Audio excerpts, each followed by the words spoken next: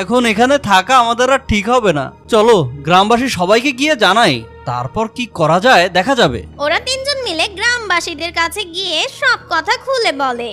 সব কথা ওদের মুখে শুনে গ্রামের কিছু লোক ওদের সাথে দোলনার কাছে আসে।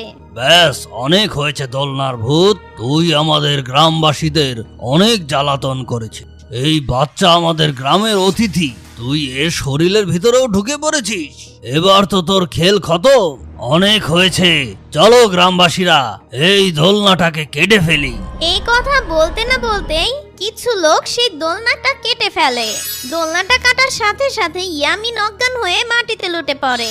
ঠিক তখনই সেই ভূতটা ইয়ামিনের শরীর থেকে বাইরে চলে আসে, আর সেই ভূতটা বলে, আমার সাথে এরকম করার সাহস কম নয়। যে করেছে সে মস্ত বড় ভুল করেছে। এই ফল এই গ্রামবাসী সবাই ভোগ করবে।